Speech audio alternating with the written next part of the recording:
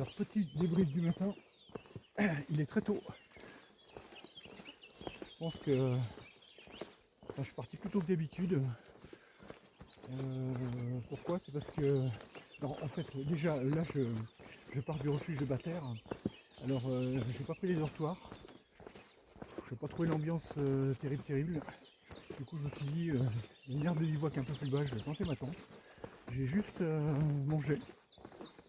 Le soir à ce refuge, j'ai pris un coca. Voilà. Donc j'ai planté la tente et pourquoi je suis parti de bonne heure, c'est parce qu'en fait, je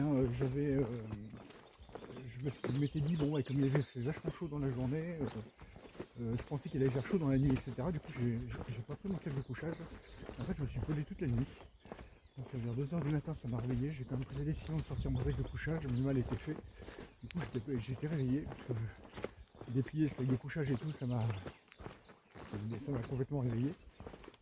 Donc je suis parti, je me suis levé un peu plus tôt. J'ai plié la tente assez rapidement par rapport à ce que je pouvais faire au début. J'ai l'impression que j'ai gagné un quart d'heure. Enfin bon.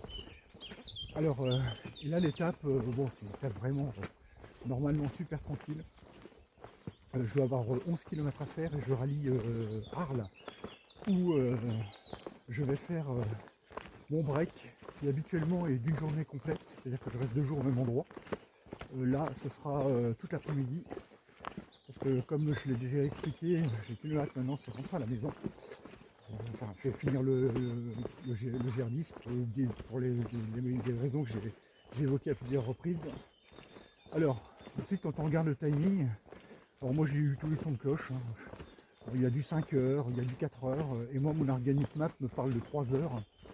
Donc moi je préfère me fier à l'Organic Map parce que jusqu'à maintenant il a toujours été dans les clous, même par rapport aux panneaux que je pouvais voir sur le GR10. Voilà, tout au bout là-bas on voit Arles. On démarre dans les sous-bois. Alors ce qui est impressionnant, c'est que on entend une nuée d'insectes, une espèce de bourdonnement continu. Je crois que c'est vraiment le royaume des insectes ici. Alors forcément, il n'y a pas d'insecticides, etc. Je pense qu'ils doivent se développer. En plus, les conditions sont propices. Il y a un petit cours d'eau un peu plus bas. Il y a de la végétation. Là, c'est typiquement le genre d'endroit où il ne faut pas s'arrêter. Sinon, enfin, moi, je me fais dévorer. Je suis vraiment un bon candidat là pour les moustiques, enfin tout ce qui pique. J'ai les jambes, enfin le dos là, ça se calme un peu. Et les jambes, à un endroit d'ailleurs, j'ai quelques soupçons que ce soit quand même une puce de lit. Parce que j'ai plusieurs piqûres qui sont les unes à côté des autres. Et ça, c'est un peu la caractéristique des punaises de lit.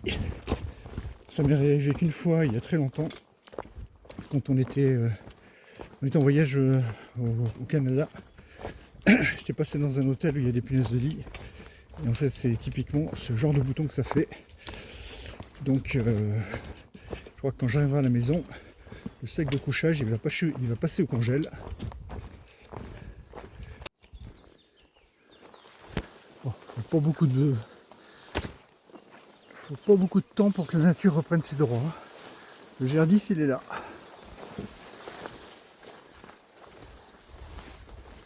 Là, vous circulez pas pendant 2-3 mois, plus de chemin. Ça veut dire qu'il a dû quand même pas mal pleuvoir.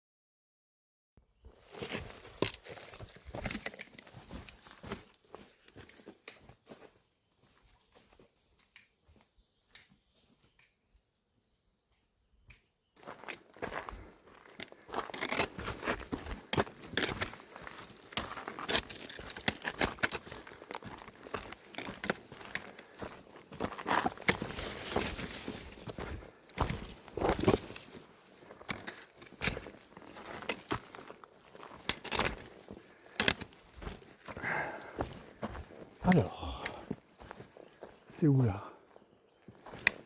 Ok, donc visiblement ce serait là.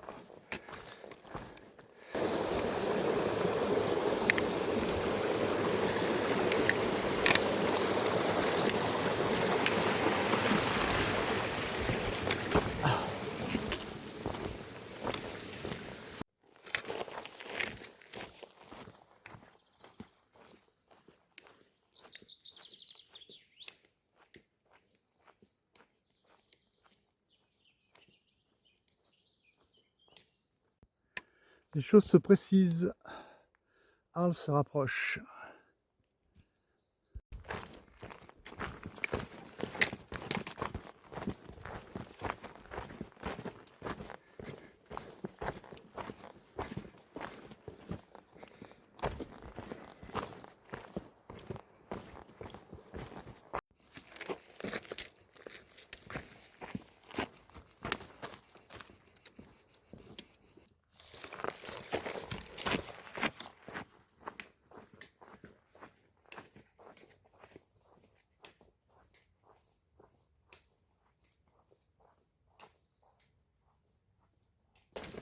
Et au détour d'un virage,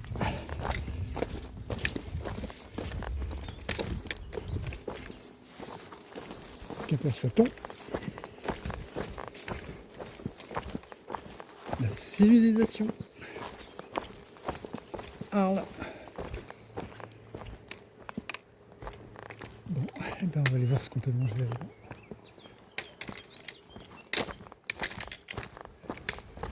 On m'a donné envie d'allemand avec cette histoire de croissants aux amandes là. Je vais voir s'ils en ont. On va déjà voir s'il y a des choses ouvertes.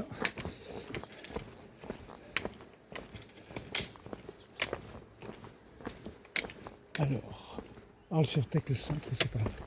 On y va. Allez, c'est parti. Alors, un monsieur m'a gentiment indiqué qu'il y avait une boulangerie et un bar dans ce coin-là. On va regarder, je vois déjà le bar chez Canton.